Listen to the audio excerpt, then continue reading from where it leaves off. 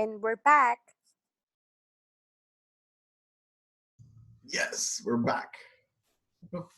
Hi guys, long time no see. Oh my God, Arlene. How are you doing? How the kids? I don't have kids. But we're okay. I'm fine.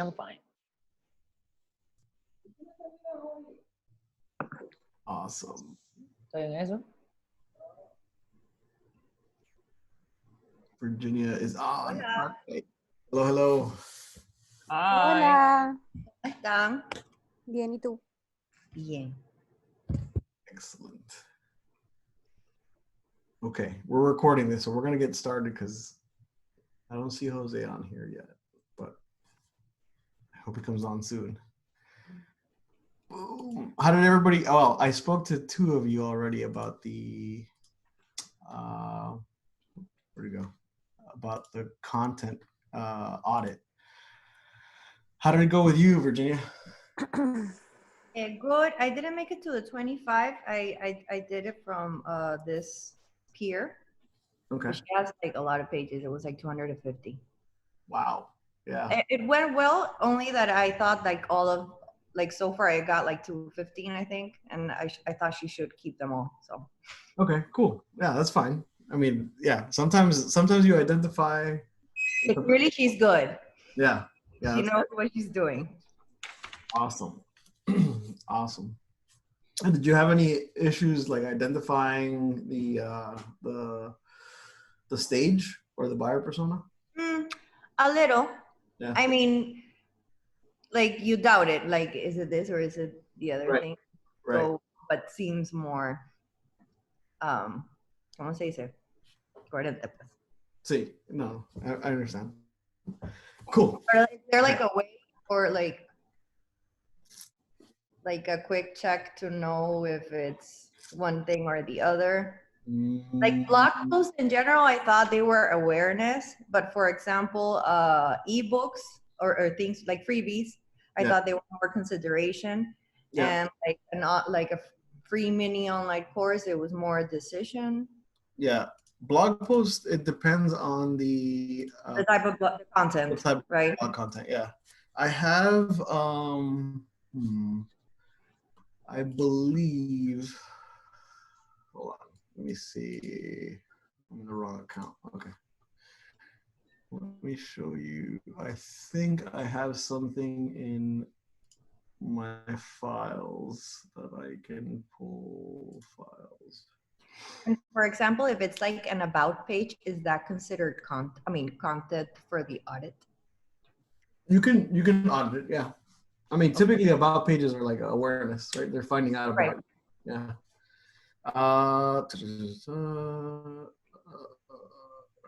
Well, too many things. It is called content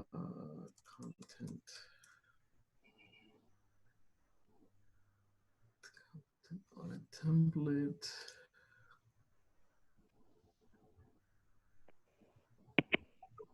Hello. Hey, what's up? How you doing? Good, how are you? Bien. Pero está todo el mundo aquí ya.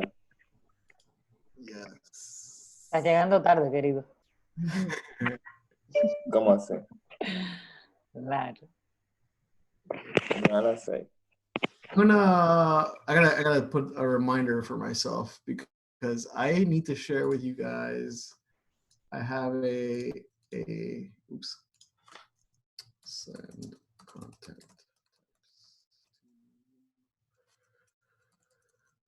Okay, I'll go back in there and send you. There's it's like a one pager that tells you like the types of content for each stage. Ah, super. And the keywords that you should use, and there's a few things that we use. It's kind of like almost like a little checklist that you can use to help yourself out. Cool. Sounds very good. Yeah. I'll send it to you after class. Okay. No, that we went too far. Okay. So everything that you've done so far from your particular content audit is leading up to the creation of the content itself. And the way that we create this content, and what we found has been the most effective way to create content that leverages both human behavior and the actual search engines, right? Taking advantage of the fact that the search engines are consuming information as well and learning. We call that process or that way of organizing topic clusters, right? There are essentially a grouping of topics that we are surrounded by a main topic. But I'm gonna hit present here. So obviously we spoke about before that each year the search engines are getting smarter, right? They're using machine learning.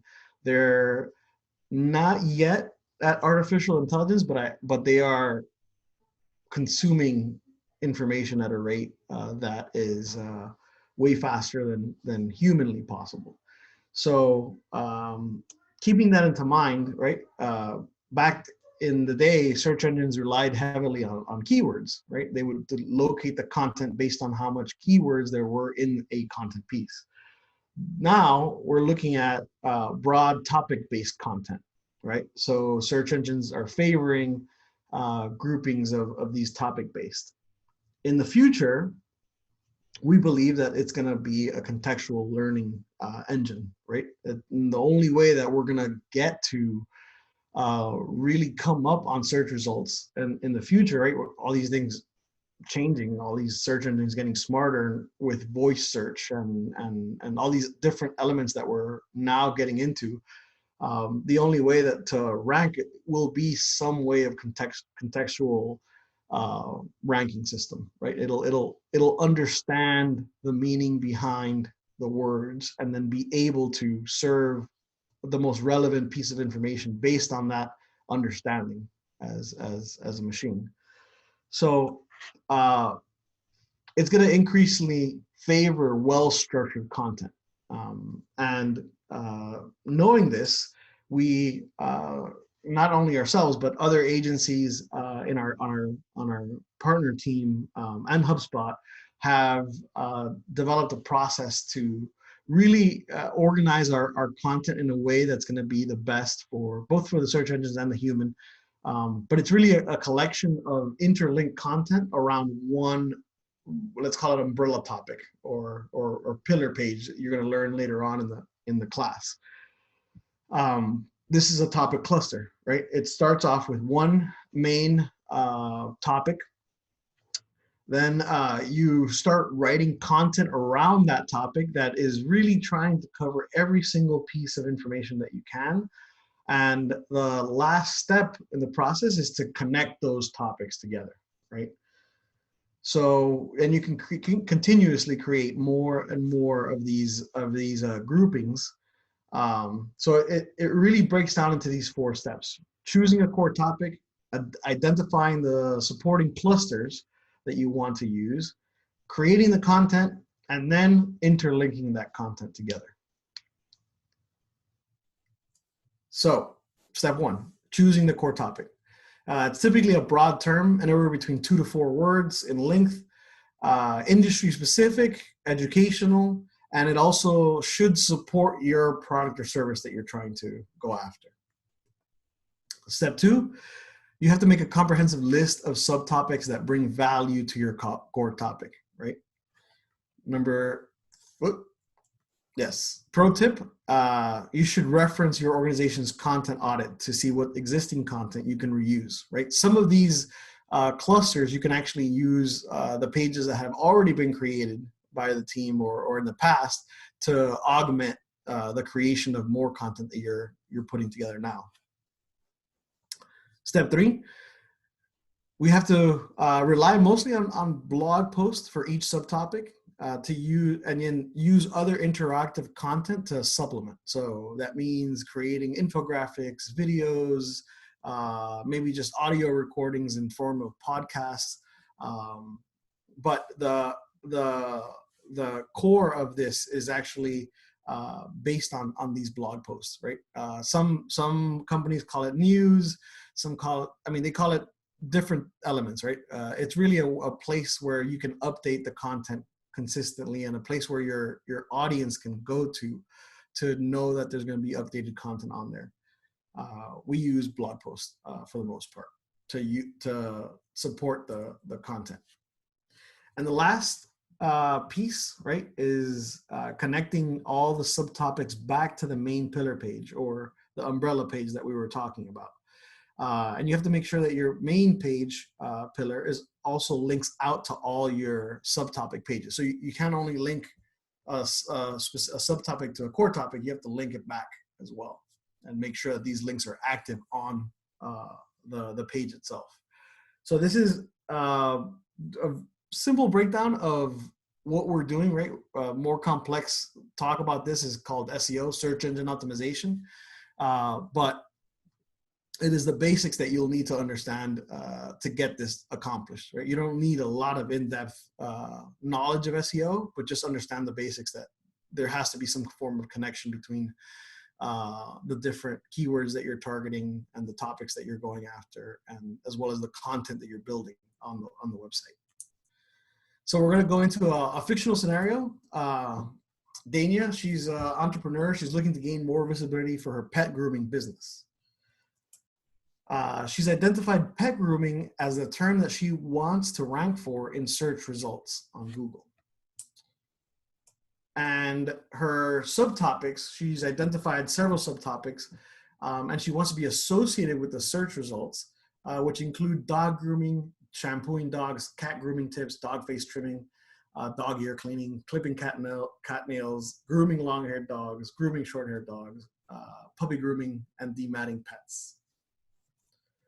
So her plan includes dog grooming in the center, followed by creating content for each subtopic that she outlined on her previous list, and making sure that she's gonna start connecting these elements together. So for activity number 6, and we're gonna spend about 20 minutes doing this, we're gonna create a topic cluster. We're gonna choose a core topic that we wanna rank for, then identify the topic that you wanna become the subject matter expert in, and rank on Google for, and perform a series of searches on Google or Ubersuggest around this topic, and try to understand what content already exists and what opportunities where you can be able to provide new value on the subject matter. And then complete the topic cluster wheel by generating 10 subtopics to build around your core topic. So, questions? Any questions on this one? No question.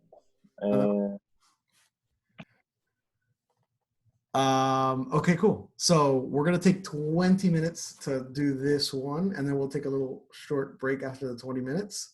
If you do have questions in between while you're doing it, feel free to just hit me up here and talk to me or ask a question. We're gonna do 20 minutes on the gong. Okay, 20 minutes starting now. Page 15 of the workbook. Choose a core topic for the pillar page you want to create.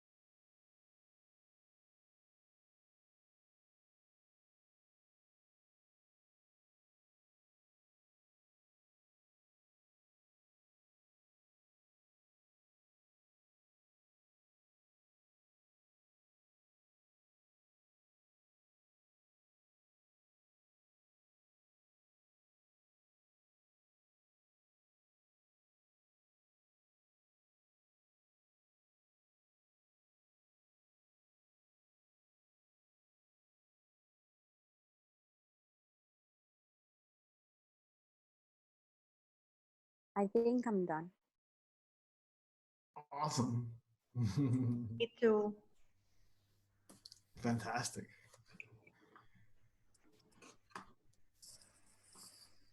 Topic clusters.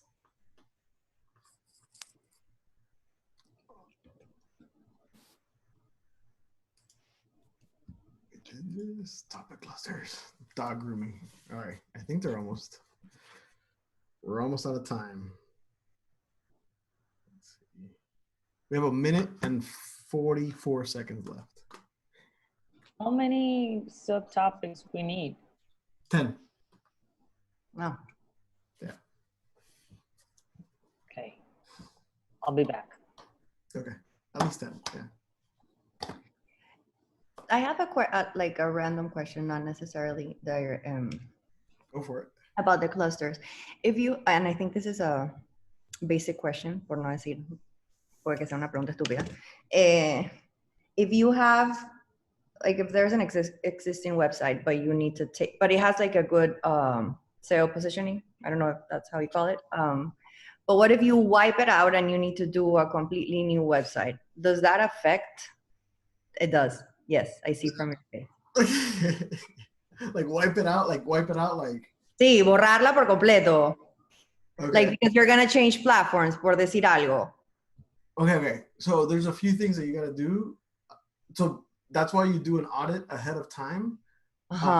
So give me a second. I got something for that to explain it. It's actually like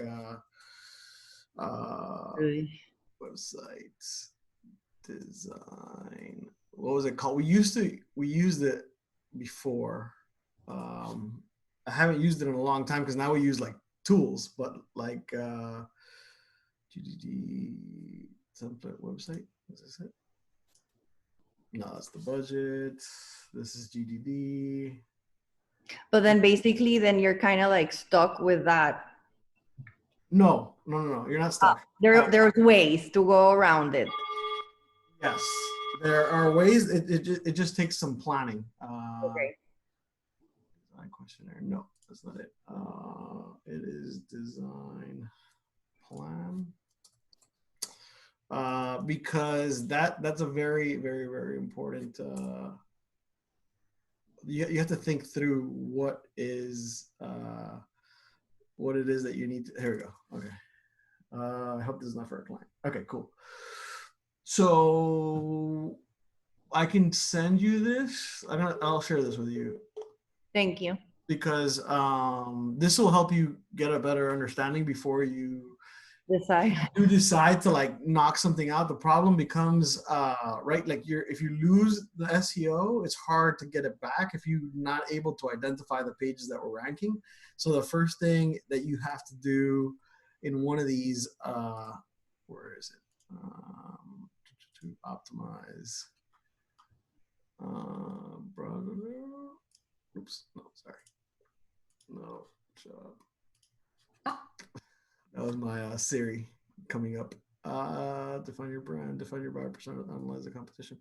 There is something in here that tells you what to do. Site inventory. Okay, no, that's not it. I'll send you this, and I'll send you something else, because like what you have to do is do a content audit, like what I'm showing you of the site first, with all the pages outlined, and then you have to see which pages are actually like receiving traffic. So you have to use a tool that tells you, okay, well, either analytics or like Google Analytics, or you have to look or HubSpot, whatever tool that you choose. Analytics is free, but you can organize the pages by order of importance based on how much traffic they're getting. And those pages, you have to, when you create a new one, you have to make sure that you redirect the old version of that page to the new page and keep some of the content, right? That is associated. So that you don't lose the SEO.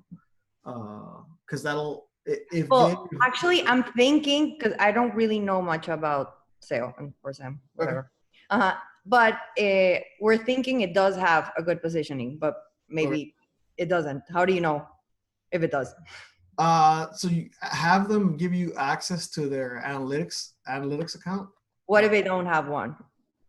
then they probably don't. No hay nada que hacer. They Okay. probably don't have good SEO if they don't have analytics. I'm sure they have some kind of analytics, you know. I'll ask. Yeah, because analytics is going to give you, because analytics is just it's like a tool. It just tells you like what pages are. I've used it. Yeah. I mean, that's as far as I go with that. Yeah, it's. But I'm not even sure if they have it. We just think, I mean, we think they have a good SEO because like when you type, it's like at the top of, but that's not necessarily enough to think that, right? No, you have to look at the analytics. It has to, like, it'll tell you how well they're doing on their page. And Question regarding that, Rogelio. When it appears in the first position, as Virginia just asked, is that because they're paying in Google Ads, right? In first position, yes, but it depends on the search. So there's like, I'll tell you, pet grooming, right? Like for example, if you put the name of the business, it's pretty much at the top. It's not sponsored or paid for. It's just at the top, and this is why they probably think they have a good positioning. Right.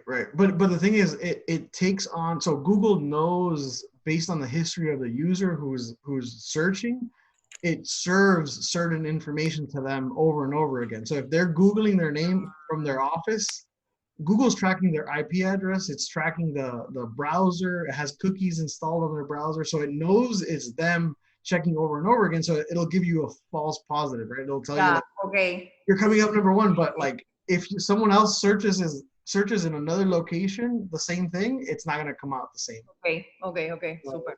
So you have to use a a tool, to figure out the rank is what you have to do. Okay, this might sound like a dumb question, but should, like, after we decide the keywords, the main keyword and the subtopic keywords, we should use it in every tab of the web page, right? So it optimizes the SEO's search engine. Is that how it works? Part of it. So you use it. So it's a keyword per page that you're targeting. So like the umbrella, like the main topic page is gonna have that keyword in the title of that page, in the meta description of that page, as well as on the H1 through H4 tags, which are like the headings on the page. The best practices are to have that keyword in there naturally some way, right? Inside those different elements for SEO. Did you get that? No, I don't know if I. Yeah. Okay, because I have a checklist that I can send you to for SEO. Add that to the other checklist that you were gonna share, please. Checklist. SEO. And there was another one that you mentioned at the beginning. Content types. Yeah, exactly. I have it here. I wrote it up here. But I'll send you that, because you could go, SEO is like a whole other world on its own. Like it is complicated. It can get complicated. And some knowledge of HTML is required for it. So that's a whole other class too. Okay, so we did the activity for creating the topic clusters. So we're gonna take a 5-minute break. It is 39, so we'll come back at 45. And then what we'll do is we'll just have an open discussion about the topic clusters that we created. Okay. And then, Okay. 5 minutes, all right.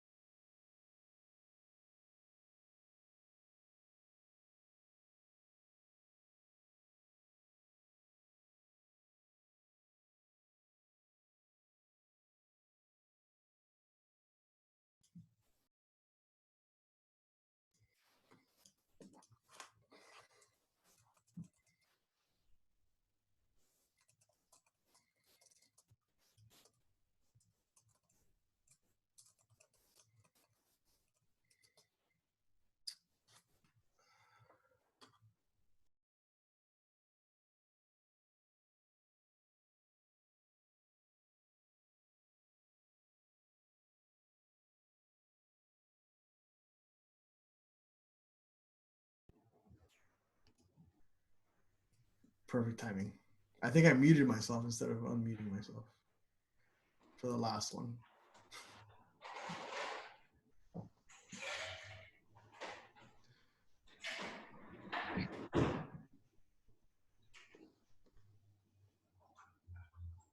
No. Hello. Are you still there? All right, perfect. Sí. Jose, awesome. Welcome back. I don't know if Jose's back, but we're gonna go on. Who wants to go first with their topic cluster? I think we had Virginia first, is what I saw. Wow, Heidi raised her hand. Okay, so the central topic is branding, and the subtopics, well, I made it to 18. I'm gonna mention 10. Brand positioning, brand tone of voice, brand archetypes, graphic designer, logo, brand strategy, identity design, color palette, brand personality, brand values. I think I went over brand essence. No, I mean that's great. That's great. I mean, 10 is like the minimum, but you can have as many supporting topics as you can. Lo que te venga a la cabeza, pues. Yeah. I mean, remember, you're gonna have to write all this. I know. So it's like it may take time to Well, it's a work in progress. You can go phases. Yeah, content is forever, forever. So, A cool. little overwhelming, actually. Yeah, it can be. It can be. I think you just gotta break it up into a plan. If you can write one blog post in 4 hours, then imagine. I mean, I've never done an actual blog post. Okay. So there's a company called Zeries. You can hire and outsource writers. That's what we use when we're overwhelmed. We have a content director that manages all the writers, but then See, sometimes there's too many projects and you can't. We outsource it to this company called Zeries. And Series, how do you write that? Zery.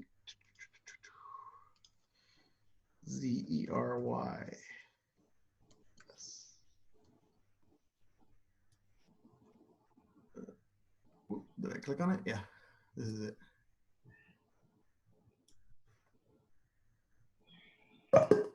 So yeah, they have different plans. I mean, this is they do it for you, $40 per document, up to It's only English, right?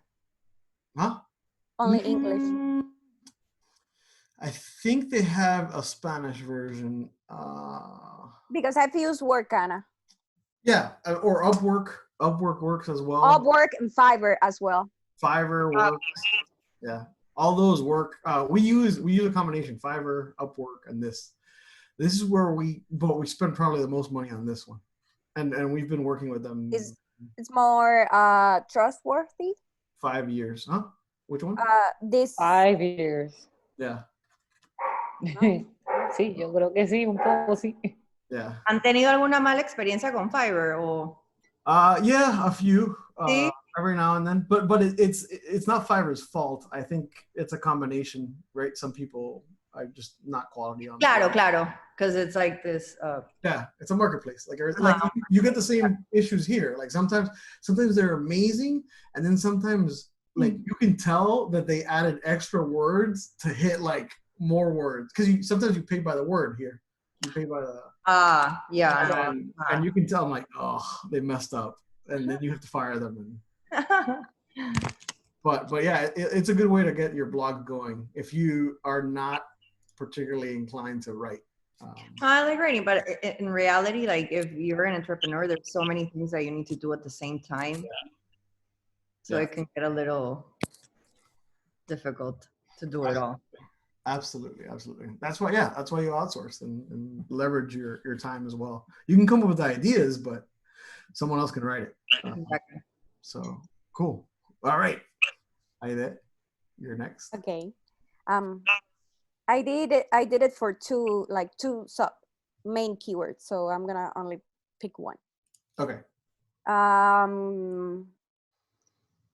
Digital marketing in keyword, and the subtopic keywords would be social media, CEO, analytics, marketing, email marketing, digital advertising, digital promotion, funnel, brand management, content creation, and inbound marketing. Nice. I like it. I like it. All right. Who wants to go next? Okay. I did adventure travel, and that's the main keyword. Okay. And well, key phrase, I think. Adventure tours agency, popular destinations, adventure travel blogs, adventure travel deals, adventure travel photography, adventure gear, adventure tours reviews, and adventure for travel and tourism. I like it. Nice. That's a lot of content.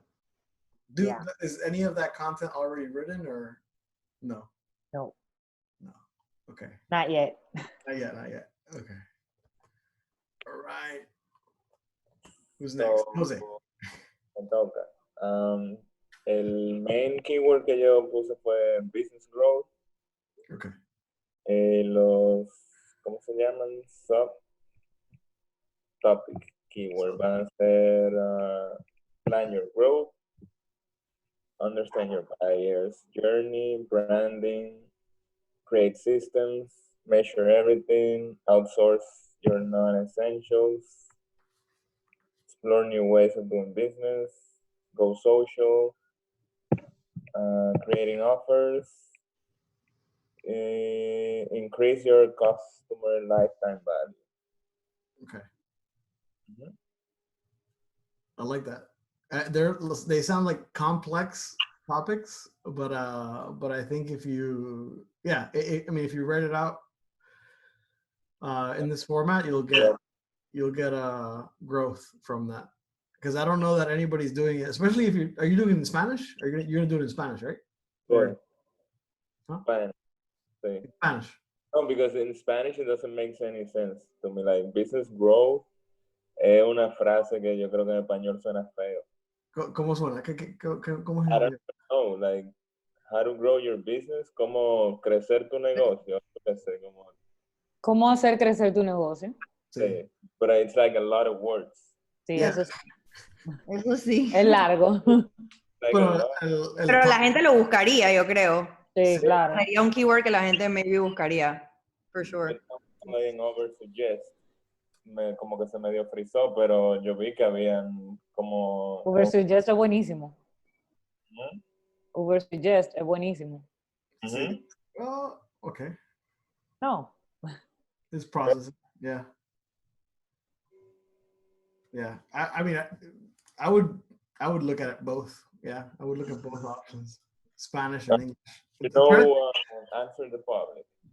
Yeah, whatever. I mean, because I think if you're targeting, Dominican Republic, you should probably have both English and Spanish. I know English is popular, but Spanish is the core, right? No, your core. So. Spanglish. Spanglish. Spanglish, sí. Sí. Todos mis blog posts serán en Spanglish, for sure. Ese es mi idioma oficial. Sí. Esa fue una discusión que yo tuve con una persona hace poco, porque yo escribo mucho Spanglish en todas partes, pero que no, pero tú escribes o en español o en inglés. No. Hay gente que le molesta horrible. Ya, pero hay un montón de palabras que no sería el target. En inglés y tú no sabes cómo se dice en español, por ejemplo, o que en español no tienen O sea, yo no lo puedo decir todo en español o todo en inglés. Tiene que estar la mezcla. Si no me quedo como acabada. Para mí el inglés es un idioma como super basic. Tú no tienes muchas palabras, todo hace sentido. En español hay que usar muchas palabras. Es verdad. Es verdad. Palabras hay que usar. Y como que en inglés es más fácil a veces que suena como mejor. Sí, pero es porque yo creo que porque uno está acostumbrado a consumir contenido. Sí, most likely. Sí. Okay, perfect. So now we have our topic clusters, and we are going to review. So there's a few things I want to show you on the topic clusters. Uber Suggest was one of them. Google Trends is also good to look at. Google Trends will help you determine like what the market looks like, you know? Yeah, trends. Yo uso Google Trends. So if you're like trying to like do research on penetrating a market, I mean, you could N95 masks. Taylor Swift and Kim Kardashian. You see the trend here? Like, no searches, and boom. This is You for said Qué locura. Google Trends, Uber Trends, and what was the other one? Uber Suggest. Uber Suggest. Uber Suggest. Uber Suggest Yeah. and Google and regular and Google Trends.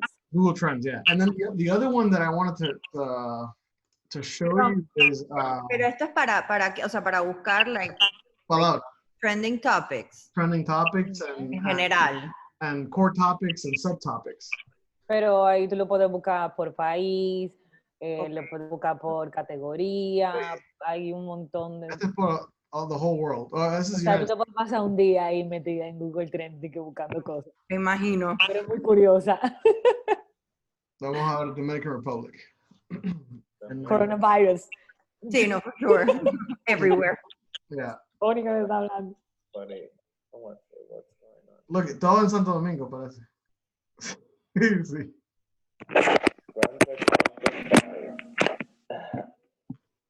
Sí. But the other thing that I wanted to show you, and you need a Google Ads account to create one, but it is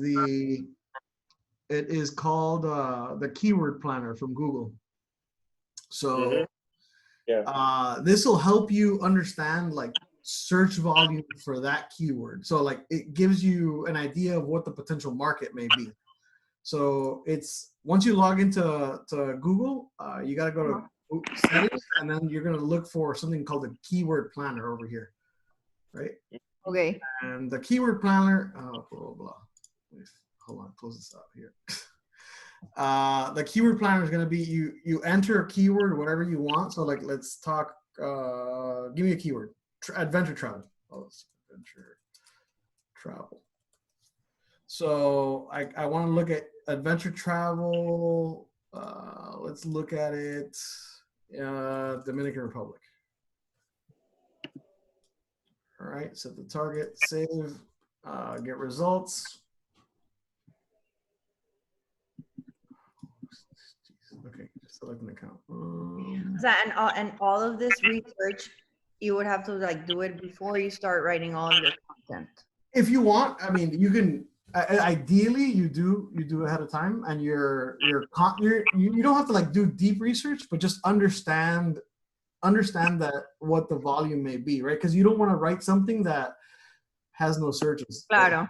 Yeah, unless you are opening up a market, like when HubSpot decided to open up, call it inbound marketing, right? Nobody was really talking about it. They had to be the ones that created everything. Claro. Right? To own it. Yeah, if you're opening a market, then you don't have to do this necessarily. But let me see. And como cada cuánto tiempo would be wise to do I it? I do it once a year. Yeah. Oh, okay. Whenever I'm writing, I write for marketing props and adventure travel, 4,400 monthly average searches, and then here you can pull the data on the keyword, right? Oh, come on. Those are searches made in the DR, not like people from abroad searching that keyword in the Dominican Republic. Sorry, this is in the United States. Uh-huh. Let me change to DR actually, because this one got messed up here. Pero most likely el volume va a estar viniendo de afuera, I'm guessing. But there could be volume here too, you know. Well, there's 10, average 10. Sí, pero va a venir de afuera for the most part.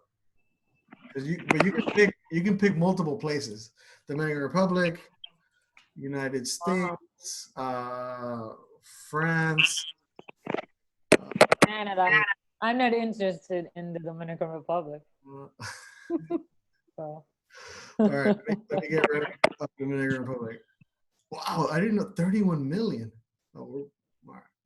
See, there's a lot of Canadians that go there. There are A lot. So this will be the breakdown, right? So you're talking about 5,400. Most of the search is coming from the U.S. here. Yeah. 5,400 in total for the keyword adventure travel. So people typing in adventure travel, 5,400 people per month are typing that in. And then there's keyword ideas too, like right, like so you add all together.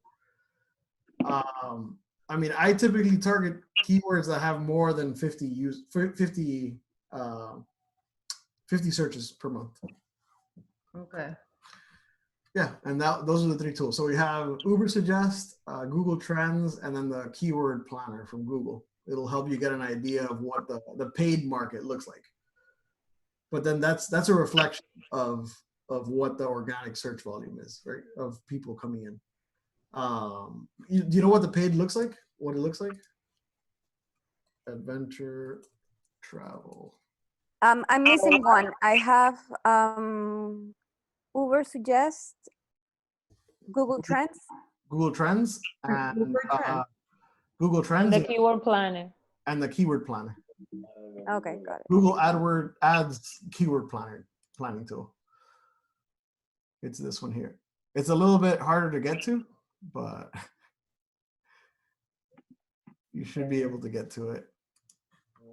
And then the only other tool that I would suggest for when you're doing this, if you have Which one you would say is the best one? I personally, for a long time, I have used mostly Google AdWords, the AdWords planning tool. That's okay. Yeah, I've been using it since I don't know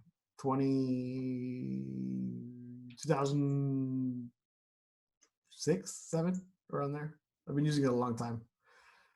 But it's also a comfort thing, right? Like, cause I also do I run ads, so this helps me prepare for ads, but also helps me prepare the content as well. And then I wanted to tell you one more tool that we had out there. What was it? I had it in my head. Keywords, Google Trends, series analytics. Oh, okay. So if you have access to a website and you want to see what keywords they're ranking for, you should have installed on their website something called Search Console. It used to be called Webmaster Tools, but in Search Console, you can see the performance of keywords that they're ranking for at any given point, right? So let's see if I can show you this performance. It'll give you what the keywords are, what people are clicking on, how many times they come up on search. So apparently Content Compass for the last, however many 3 months has been a popular one, 29 clicks from it. But this will give you an idea of what people are searching for this particular website at any given point. But it's installed on the website itself. It's a code. It's a part of the analytics tools from Google. You're able to access it. You access it from. I know. Because you look, if I would want to look that for the website that I was mentioning, could I do that? You could. You can ask. Yeah, you can ask. And the good thing about this tool is that this is Google's data being shared with you about that website. So there's no need for you to ask for. Well, no need for you to have it installed prior, right? It's actually collecting data already. Okay. On its own, so it'll give you pretty good information. Search appearance, how often it comes out, what countries are the most popular, right? India, it's interesting. Yeah. Canada, Dominican Republic, 11, yeah. But it gives you, Iraq, really? Iran. Oh, Iran, yeah, probably. Yeah, 5 from Iran. Look at that. And it gives you enough data for you to make decisions, right? So you know, like, okay, if we're ranking for a content compass, then maybe we should, Do more content about that. work on something else, yeah, or work on more content about this, yeah. So Super. yeah. Wait. Let me see. That was it. So Google Search Console. Okay, cool. All right. So now we have our topic clusters. Now it's about creating our topic, our actual pages. So, all right. I'm gonna go right into this. Let me see if I have it correctly. Yeah.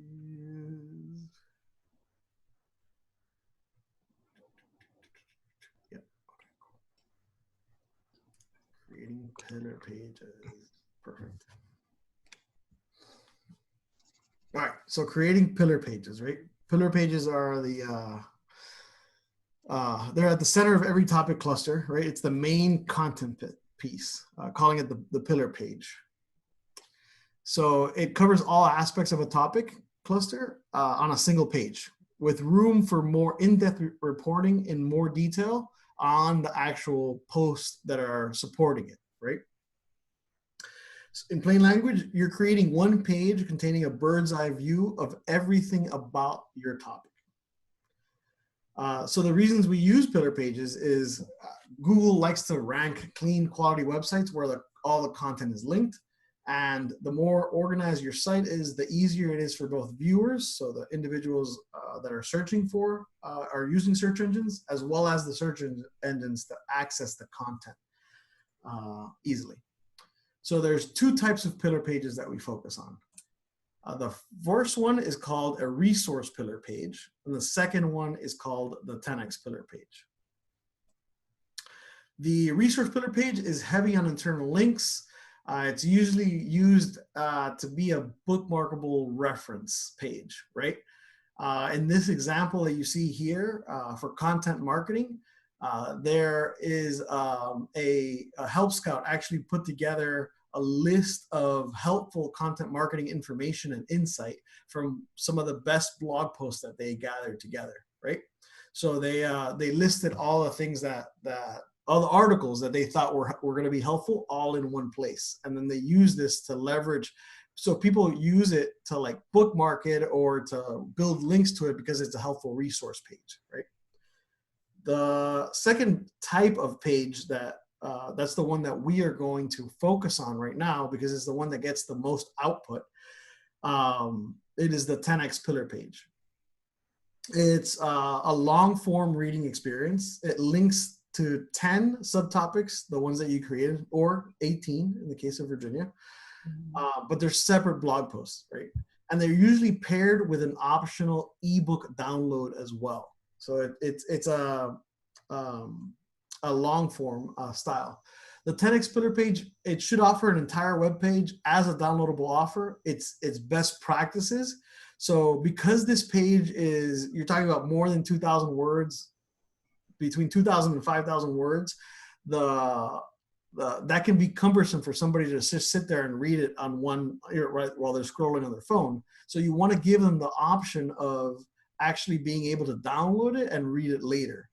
It's just kind of like the reason why you don't read a book in a bookstore, right? You typically read the back cover, the front cover, and then you take it home so you can read in the comfort of your house. Same idea, just digitally. Give them the option to be able to download that particular piece of content in an ebook format. So the statistics, 90% of website visitors prefer to read lengthy content from a PDF as opposed to a web page. This is based on the HubSpot State of Inbound report that they do every year through MIT. The easiest, the pillar type is the easiest for the viewer to consume. So creating a 10x pillar page. We have to write blog topic posts on all subtopics. We have to write the pillar page content, referencing our 10 subtopics and linking to each. And then we have to export the entire pillar page and create a downloadable PDF for that. So to illustrate, we're gonna have a fictional scenario once again. Dania is back and she's an entrepreneur looking to gain more visibility for her new pet grooming business. So she created the topic cluster that's perfect for the 10x pillar page. She has a main topic and 10 subtopics to link to. She researches and writes blogs for each subtopic she identified using keywords organically. And then she even mentions keywords from other subtopics also to link to. So she researches and writes the blog, how to properly clip your cat's toenails or nails. I don't know why I said toenails. So, but here, here you can see how she links, right? She wrote the topic there, and she links as well onto that other content that she wrote as well, right? So she writes a pillar page separating the content into sections, and she provides an overview of each subtopic. So here is the main pillar page, right? That includes why groom your dog, why shampooing your dog, dematting your dog, long-haired dogs, and actually, see, I just made a mistake in there. This is cats, and this is talking about dogs. I gotta change that up, but it's the same principle, right? You're trying to connect the different elements and making sure that you're creating a page that's organized with all the different subtopics, maybe as part of the actual table of contents there. So she has an informative quality web page, and it really unites all the content that she's thinking about together in one place. So a good tip would be to make your URL broad and align with the core topic that you choose. For example, we have on our website, we have 3 pillar pages that we work with, and one of them is called inbound sales. So if you look at our website, under resources, you'll be able to find the 3 pillar pages that are associated, right? We have an inbound marketing guide, an inbound sales guide, and an inbound training guide. When we go to sales guide, you'll notice that the URL is really simple. It's inbound sales. And the core topic is inbound sales, obviously. So this is an example of a pillar page, right? We have the menu here where they can navigate to the different sections, and they can download the ebook as well if they want to read it for later. O sea, perdón, el ebook es literally that. It's literally this page. Con los links that would, like, if I were in the PDF and I wanted to click on something, it would open the URL. So if you go here, it's actually, we have it so that we have it so that they have to fill out a form, you know? So they fill out the form and then they get the ebook. But yeah, it's this content just formatted for an ebook. So it's not exactly like this, right? It's not exactly like this. What we do is we have, let me pull up the account. We actually have some tools you can use. I'll give them to you in a little bit after this. I'll show you the thing, right? But I'm gonna go into a second tip first, and I'll give you the link to the actual, we have ebook templates that you can use from HubSpot that are free. So you can turn any page into it. So you have to make it comprehensive. Make sure that it's, like I said before, at least 2,000 words, but not more than 5,000 words. I know it sounds like a lot. This is like five paragraph essays. That's how I always think about content, about writing. And in middle school, I had this like teacher that was crazy about writing. I love her now because she made me a good writer, but I hated her at the time, right? She used to make us write like 2 essays in 30 minutes. It was horrible at the time. But so I always think about everything, breaking it down into 5-paragraph essays. So I'm like, all right, it's about like 1,000 words an essay. You know, I gotta do 5 of these.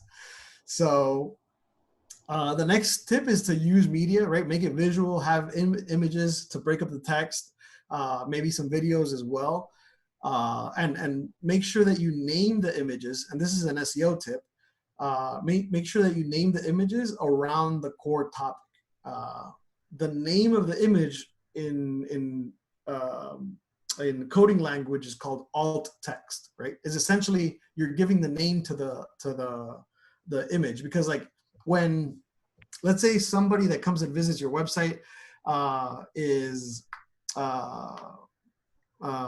visually impaired, they use a system that actually reads out the names of the images, and the name of the image, if it's like, you know, 745444.image, that's what it's going to say, right? So think about all the users that could potentially see it.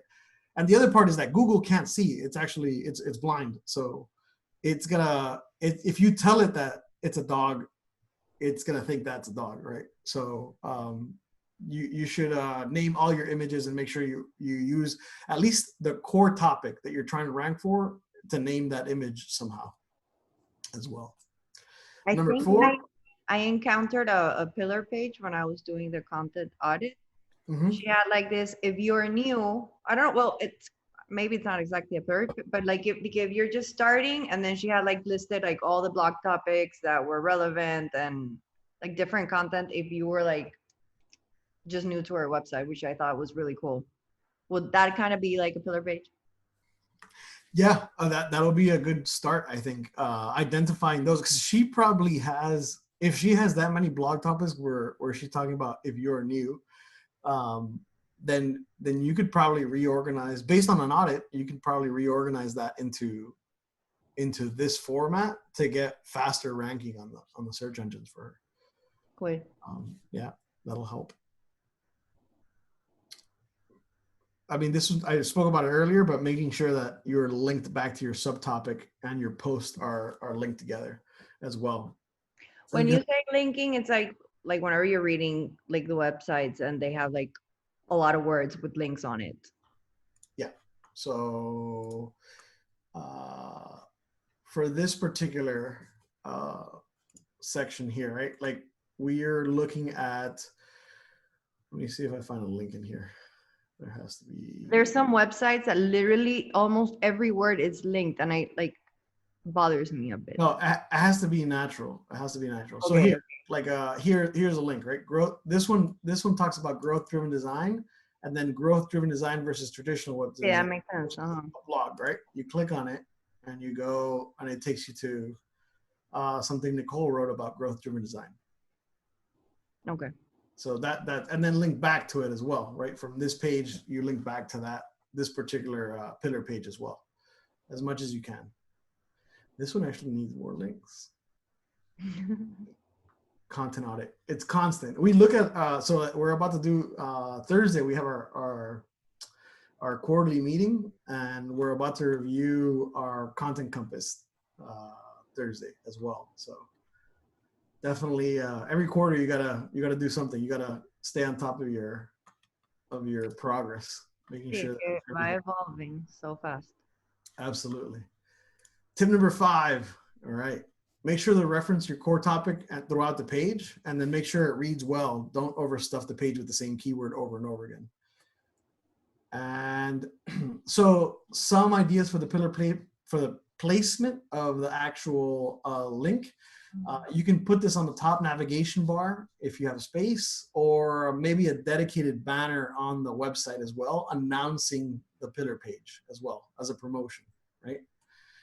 And then last one, turn the pillar page into a downloadable PDF and create a call to action banner advertising the offer on your pillar page itself.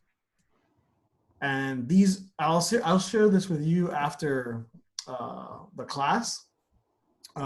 These are the templates. I think there's like 5 or 6 templates in there, maybe more, that you can use. Say again? 95 templates. How much is it? 195. Jeez. But it's Okay. about everything: infographics, Instagram posts, Oh, everything. you probably have these in there. These are for ebooks, but you can I'll send you the link for this as well. And all right. So I know this was a little, so like for the actual workshop, you're not gonna do all 10. I know we don't have that much time. It's already 1920. 7:20. So what we're gonna do now is we're gonna take a short 5-minute break, and then we're gonna come back and we're gonna at least draft our first 10x pillar page. So very basic, right? Maybe just cover the core topic and then like outline what you would say for the 10 different 10 different elements of the actual pieces. So Virginia, for your 18, you should like write a little paragraph explaining what each 18 mean, right? As part of the core topic of branding. Sí, pensé algo more like everything you need to know about branding, more like a. Yeah, like the ultimate guide. Yeah, anything ultimate guide. Or I could just break it down like brand strategy, and then on another end have like identity design. Maybe not put it all together. I don't know. Yeah, you could break it down. You could break it down. Maybe you can have 2 pillar, because out of 18, you could probably do 2 pillar pages separately. Total. Yeah. Okay, super. All right, awesome. And then tomorrow we're going to focus more on writing out some of these subtopics. Or if not, we'll order them on Zeries. Awesome. Okay, well, that's not it. All right, so 5 minutes, and then we'll be back. Okay, timer. See you in 5. Yeah.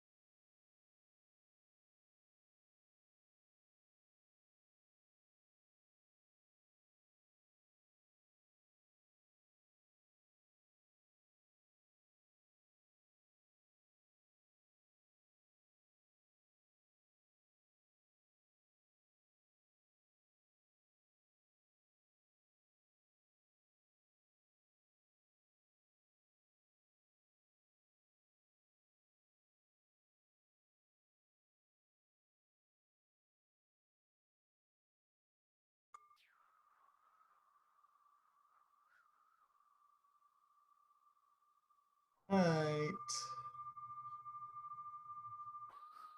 Where do I mean?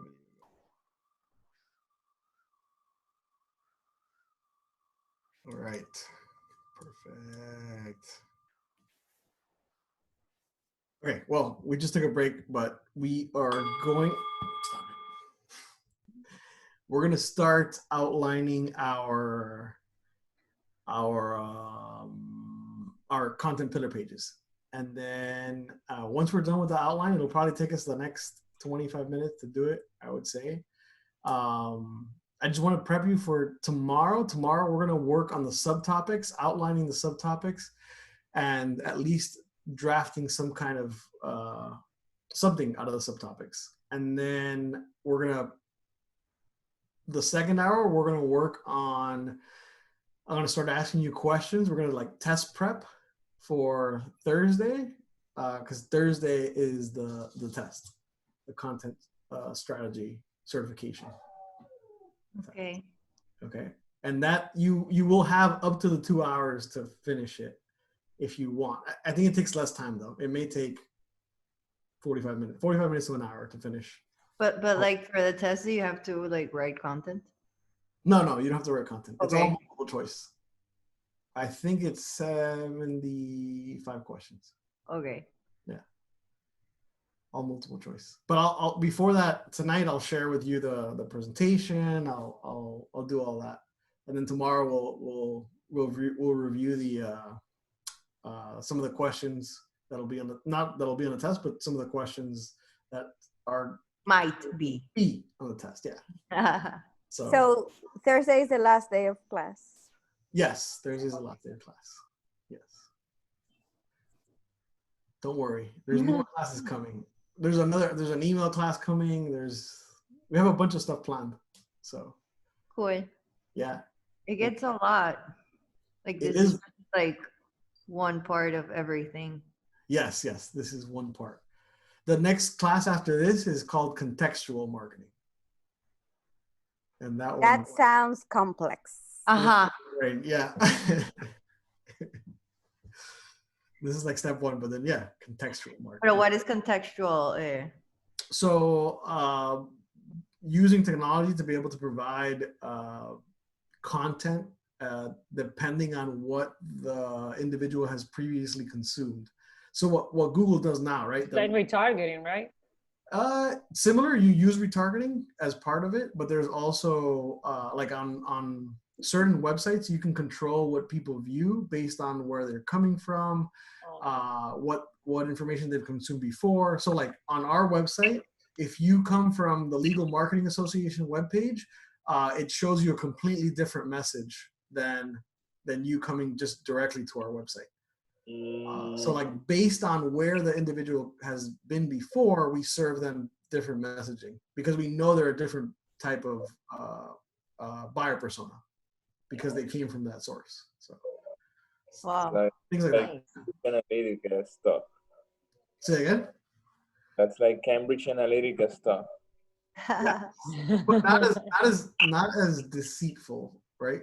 Because I mean we're still talking. Cambridge Analytica was intense. Everything I read about that was they were just gaming the system completely. Yeah. Yes. But yeah. So, all right, we're going to work on our outline for the first 10x pillar page. So imagine you're preparing to write something that's like 2,000 words. Oh. No, desde la universidad que yo no escribo tanto. Pero es el outline. See, just the outline, just the outline. I don't think you'll have time. I mean, I guess if you're a highly skilled writer, you can. No, that's the only thing that I don't like. Pump it out. But I do like it, but like more like creative writing. Sure. Yeah. This like can be stories and stuff like that. Yeah. Well, think about it as a story then. The It's a story of story, branding. Yeah. Exactly. All right. I'm going to put 25 minutes. If you need me, I'll be here. Start. Okay. All right.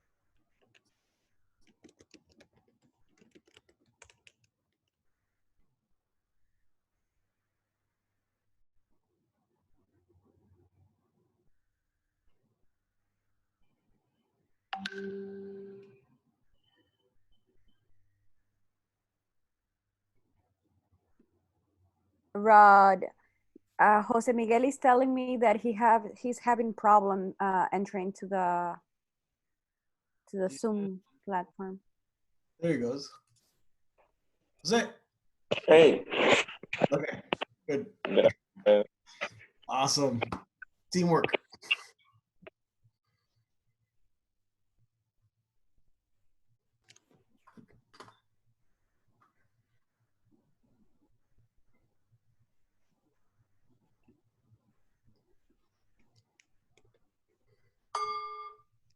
All right.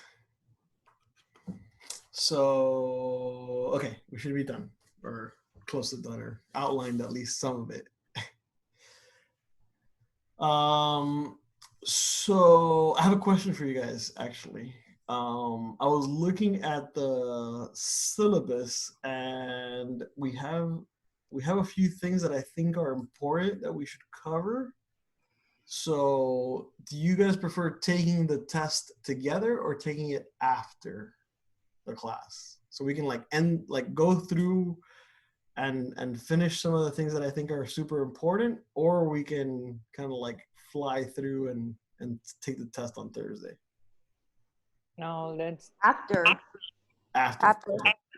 Okay, awesome. Because we have repurposing, we have video marketing strategy, a little deeper dive into SEO, and then analyzing.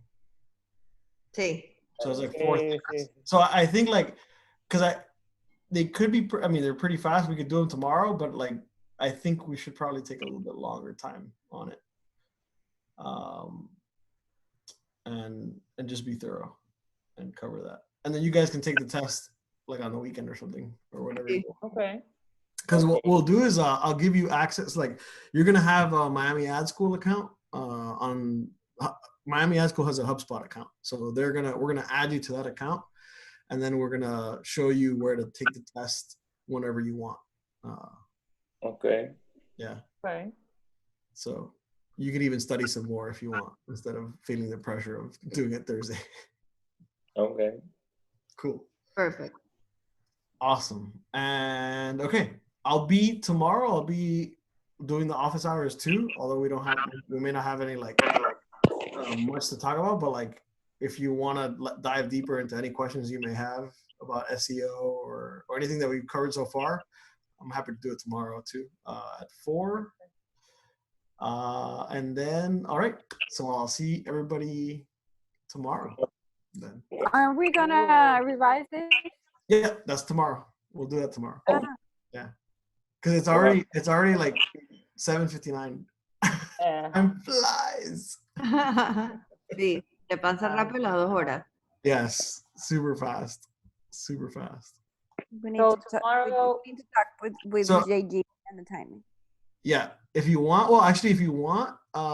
for the office hours, we can review it together.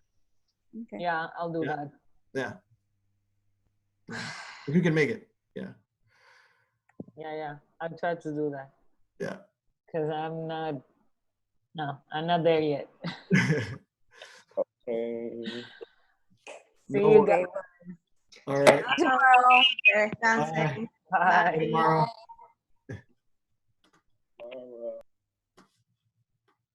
¿Cómo decir? You want to talk about it, Haiti, a little bit? I just want to check if I'm going, like if I'm doing the right thing. Okay. I don't necessarily use the word. Now I'm losing the. Where is it? Where is it? Okay. There you go. Okay. So I not necessarily use the keyword on the blog post title, but Okay. just to give you an example, like the main pillar was digital marketing, and the blog post title I use for de la era offline a la era online, and That's then good. like, yeah, right. And then like one of the keywords was social media, and I used no todas las redes sociales son para todos los negocios. Like, Like it? Yeah. yeah. SEO optimiza la búsqueda inteligente de tu negocio. Nice. Analiza